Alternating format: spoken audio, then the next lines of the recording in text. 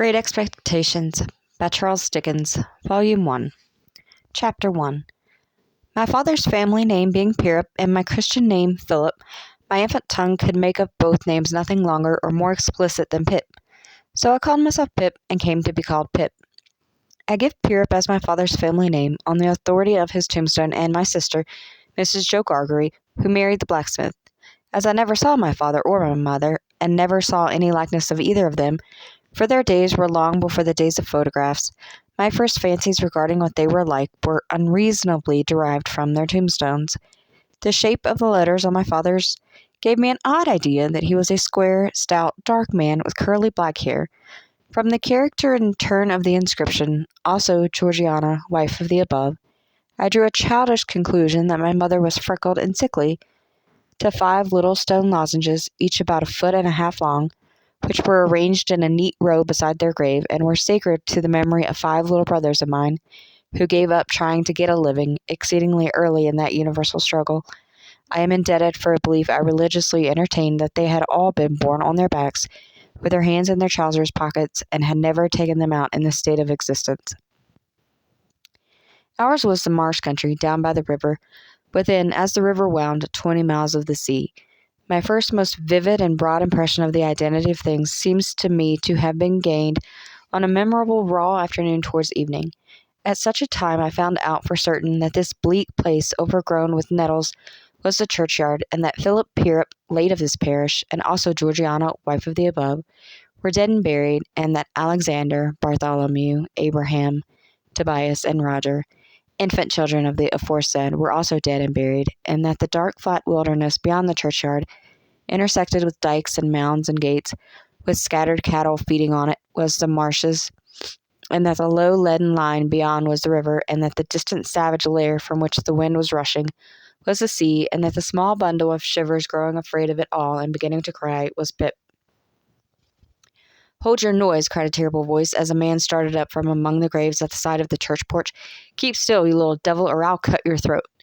A fearful man, all in coarse gray, with a great iron on his leg, a man with no hat and with broken shoes and with an old rag tied round his head, a man who had been soaked in water and smothered in mud and lamed by stones and cut by flints and stung by nettles and torn by briars, who limped and shivered and glared and growled, and whose teeth chattered in his head as he seized me by the chin.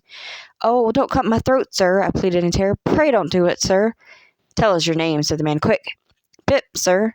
"Once more," said the man, staring at me. "Give it, mouth." "Pip, Pip, sir." "Show us where you live," said the man. "Point out the place." I pointed to where our village lay on the flat inshore among the alder trees and pollards, a mile or more so from the church. The man, after looking at me for a moment, turned me upside down and emptied my pockets. There was nothing in them but a piece of bread. When the church came to itself, for he was so sudden and strong that he made it go head over heels before me, and I saw the steeple under my feet. When the church came to itself, I say, I was seated on a high tombstone, trembling while he ate the bread ravenously. "You young dog," said the man, licking his lips, "what fat cheeks you had got." I believe they were fat, though I was at that time undersized for my years and not strong. "Darn me if I couldn't eat 'em," said the man, with a threatening shake of his head, "and if I ain't have a mind to." I earnestly expressed my hope that he wouldn't, and held tighter to the tombstone on which he had put me, partly to keep myself upon it, partly to keep myself from crying. "Now looky here," said the man, "where's your mother?" "There, sir," said I. He started, made a short run, and stopped and looked over his shoulder. "There, sir," I timidly explained, "also Georgiana. That's my mother." "Oh," said he, coming back. "And is that your father alonger your mother?" "Yes, sir," said I. "Him too, late of this parish." "Ha," he muttered, then considering. "Who'd you live with? Supposin' you're kindly let to live, which I ain't made up my mind about." "My sister, sir, Mrs. Joe Gargery, wife of Joe Gargery, the blacksmith, sir." "Blacksmith, eh?" said he, and looked down at his leg. After darkly looking at his leg and me several times, he came closer to my tombstone, took me by both arms, and tilted me back as far as he could hold me, so that his eyes looked most powerfully down into mine, and mine looked most helplessly up into his. "Now looky here," he said, "the question being whether you're to be let to live. You know what a file is?" "Yes, sir." "And you know what widows is?" "Yes, sir." After each question he tilted me over a little more so as to give me a greater sense of helplessness and danger. "You get me a file," he tilted me again, "and you get me widows," he tilted me again. "You bring 'em both to me," he tilted me again, "or I'll have your heart and liver out," he tilted me again. I was dreadfully frightened, and so giddy that I clung to him with both hands and said, "If you would kindly please to let me keep upright, sir, perhaps I shouldn't be sick, and perhaps I could attend more." He gave me a most tremendous dip and roll, so that the church jumped over its own weathercock. Then he held me by the arms in an upright position on the top of the stone, and went on in these fearful terms: "You bring me tomorrow morning early that file and them whittles. You bring the lot to me at that old battery over yonder. You do it, and you never dare to say a word or dare to make a sign concerning your having seen such a person as me, or any person somever, and you shall be let to live. You fail, or you go from my words in any particular, no matter how small it is, and your heart and your liver shall be tore out, roasted, and ate. Now I ain't alone, as you may think I am. There's a young man hid with me, in comparison with which young man I am an angel. That young man hears the words I speak. That young man has a secret way peculiar to himself of getting at a boy and at his heart and at his liver. It is in vain for a boy to attempt to hide himself from that young man. A boy may lock his door, may be warm in bed, may tuck himself up, may draw the clothes over his head, may think himself comfortable and safe, but that young man will softly creep his way to him and tear him open. I am a-keeping that young man from harming of you at the present moment, with great difficulty. I find it very hard to hold that young man off of your inside. Now, what do you say?" I said that I would get him the file, and I would get him what broken bits of food I could, and I would come to him at the battery early in the morning. "Say, Lord strike you dead if you don't," said the man. I said so, and he took me down. "Now," he pursued, "you remember what you've undertook, and you remember that young man, and you get home." Good night, sir," I faltered. "Much of that," said he, glancing about him over the cold, wet flat. "I wish I was a frog, or an eel."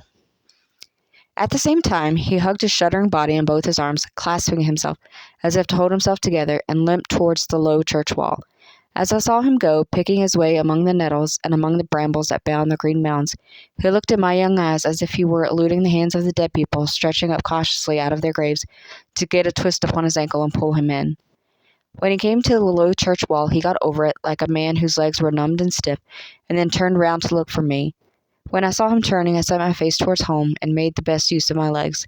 But presently I looked over my shoulder, and saw him going on again towards the river, still hugging himself in both arms, and picking his way with his sore feet among the great stones dropped into the marshes here and there, for stepping places when the rains were heavy or the tide was in. The marshes were just a long black horizontal line then, as I stopped to look after him, and the river was just another horizontal line, not nearly so broad nor yet so black, and the sky was just a row of long, angry red lines and dense black lines intermixed.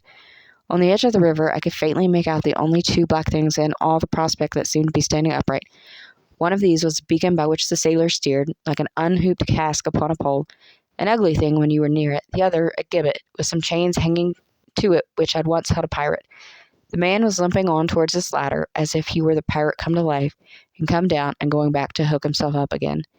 It gave me a terrible turn when I thought so, and as I saw the cattle lifting their heads to gaze after him, I wondered whether they thought so too.